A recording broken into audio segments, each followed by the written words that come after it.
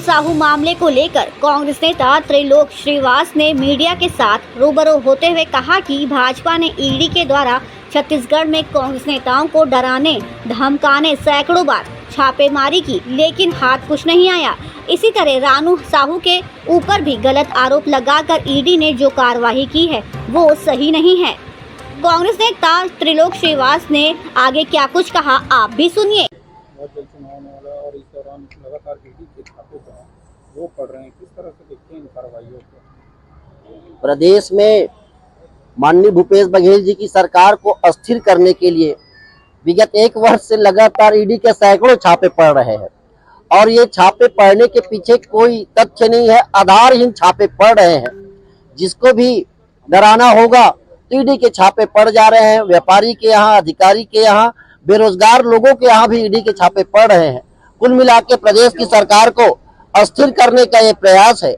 अभी वर्तमान में आज जो कोर्ट में रानू साहू जी जो हमारे छत्तीसगढ़ की बेटी है, यहाँ की बहू है, उनको गिरफ्तार करके आज कोर्ट में प्रस्तुत किया गया है। ईडी ने उन पर जो कार्रवाई की है वो पक्षपातपूर्ण कार्रवाई है। 7 महीने पूर्व रानू साहू जी के ऊपर ईडी की छापेमार कार्रवाई हुई थी, तब भी ईडी को रानू साहू के पास से कोई भी अवैध संपत्ति या दस्तावेज या तथ्य सबूत नहीं मिले थे। उस समय भी रानू साहू ने कहा था कि मैं ईडी को सभी प्रकार के सहयोग करने के लिए सहमत हूँ।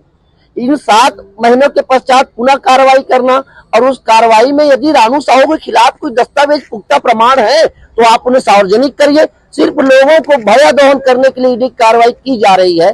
कोयले का उत्पादन और परिवहन पूरे देश में सर्वाधिक छत्तीसगढ़ में होता है और 8 जिलों में होता है, तो एक जिले में कैसे अनियमितता हुई है, एक जिले में कैसे अवैध रूप से कार्य हुआ है, उसको सार्वजनिक करिए। हम लोगों का उद्देश्य किसी के गलत कार्यों को सहयोग करना नहीं है, परंतु रानू साहू दंपत्ति पति पत्नी दोनों छत्तीसगढ़ के बेटा बेटी हैं, गांव के बेटा बेटी, अनुसूचित जाति जनजाति पिछड़ा वर्ग के बेटा बेटी हैं।